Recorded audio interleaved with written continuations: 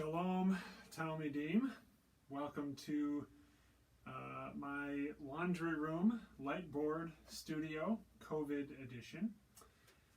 I want to talk in this video about Jonah 3.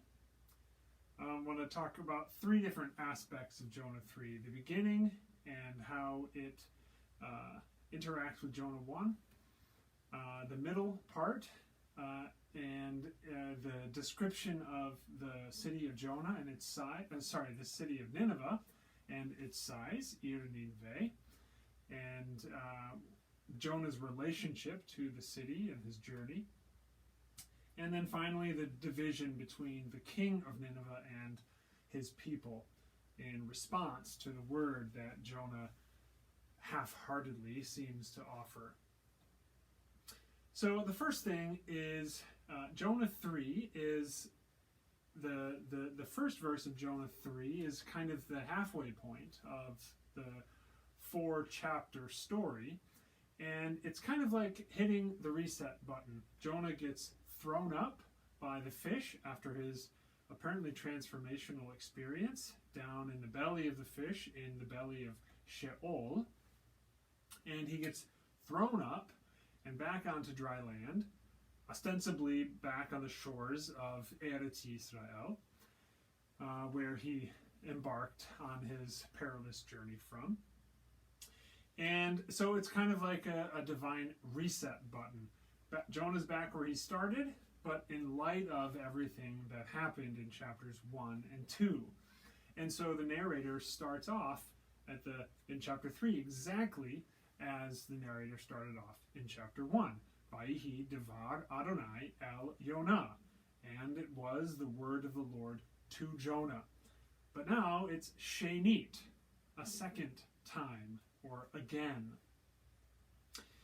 And so the second half of Jonah is framed in light of the first half, but now there's something new that is suggested. The narrator sort of veers off course a little bit from the verbatim repetition, introducing a second chance for Jonah. And Jonah seems to respond to God the second time. God, again, in God's speech, uses the exact same 3 imperatives that framed God's initial word to Jonah. Kum, lech, and kra. Get up, get walking, and get proclaiming. Get up, walk, and proclaim. Al Nineveh, against Nineveh. That's in chapter 1. In chapter 2, it's again kum, lech, and kra, but this time it's el Nineveh. Perhaps a softening to or toward Nineveh. El and al can both mean against, but there's possibly a bit of a softening there. It's hard to know. But Jonah, vayakom, he gets up, and this time vayelech instead of vayivrach. Milifnei Adonai, he vayelech, he goes. Ki devar Adonai, according to the word of the Lord. Jonah got up, Jonah went. So it's looking good so far. And then the narrator shifts from Jonah's activity to a description of the city of Nineveh.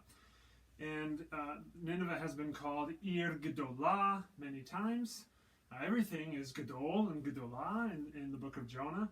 The fish is Gedol, the city is Gedol, right? The Sa'ar is Gedol, the storm. Everything is Gedol. It's a very hyperbolic, it's very hyperbolic in that sense.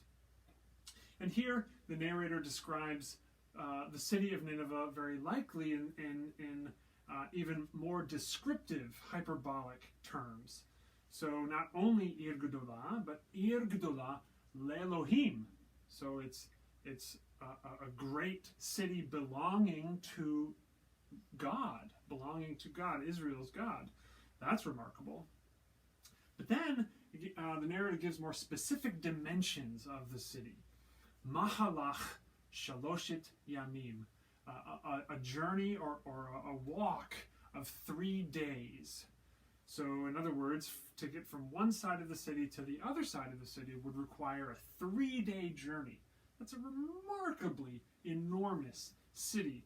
So either, again, this is a kind of narrative hyperbole, sort of fitting for the sort of parabolic nature of the story, or perhaps the narrator could be referring to a historical geographic reality that actually persists and is common to this day. So what the narrator could be doing is describing,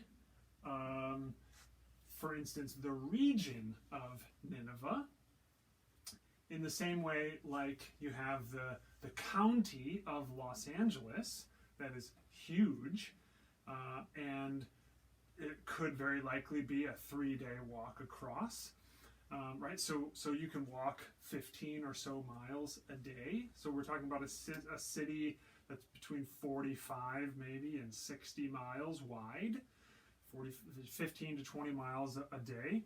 So that's a very, very big city, bigger than really any modern city. Or it could be talking about a region. So here's 1 day's walk of 15 miles, here's another day's walk of 15 miles or so, and then the final day's walk of 15 miles. So it could be the whole region of Nineveh, just like Los Angeles County, and the city of Los Angeles is the seat of the county. And perhaps Nineveh is the seat of the region of Nineveh. And so what's interesting about this, though, is that the city is Mahalach Shaloshit Yamim, a walk of 3 days, and Jonah begins to enter the city. He only begins to enter the city. Yahel Yonah, Lavo Va'ir, he begins to enter the city. Mahalach Yom Echad, a walk of 1 day. So you have this huge city, or perhaps this large region with the city as its seat. And Jonah enters 1 day into the city. And so you get a subtle implication from the narrator that Jonah's efforts are half-hearted. He only enters 1 day into the whole 3-day span. And you get more narrative details over the course of the chapter that Jonah is not speaking to the center of power in the city. He is at the periphery of the city. He's preaching to the sheep and the shepherds outside the city, most likely. And so Jonah enters, he begins to enter 1 day. He delivers his sermon, 5 words in Hebrew, Od Arba'im Yom V'ninveh Nehpachet. Another 40 days, and Nineveh will be overturned, or Nineveh is being overturned. And of course, the response is immediate and complete. And the people who hear the message, you get the sense that there's a hustle and bustle in the city, and the message spreads very quickly. And the people declare a fast for themselves. And the whole people of Nineveh, mi gedolam ve'ad ketanam, from the great ones to the littlest ones, or from the nobles to the nobodies. Everyone in the city of Nineveh is in on the fast. And so you get the sense, though, that it's a sort of like a telephone game, right? A few people hear, and the message gets passed on and on and on. It builds steam, it builds momentum, and eventually it spreads throughout the whole region. But the whole city of Nineveh is fasting, but the message does not reach the king until after the city has fasted. So this is the third thing I want to share, and this is the division within the city of Nineveh itself between the people and the king. And so now we get, so that's, I've just been sort of describing verses 1 through 5 of chapter 3. Now at verse 6 of chapter 3, after Migdolam ve'ad ketanam, after a tzom, a fast, is called from the nobles to the nobodies. Everybody's fasting. The next verse, verse 6, Vayiga hadavar el melech Nineveh. So finally, the word touches the king. Again, sort of in the sense of the telephone game. The story is being passed on and on and on. And eventually, after the whole city knows about it, finally, the most important, most powerful person in the city hears about it. So Jonah clearly is not talking to the king, talking to the seat of power in the region. But eventually, after everyone touches, the word touches and goes like a phone cord, eventually it gets to the palace, and it touches the king. And here now the king declares a fast for the whole community. But of course, the king apparently doesn't realize that the whole community is already fasting. But the king declares they will not drink, they will not even taste anything. It doesn't use the word eat, it uses the word taste, not even a morsel. No one will eat or drink. Adam ve'habehema, so humans and cattle.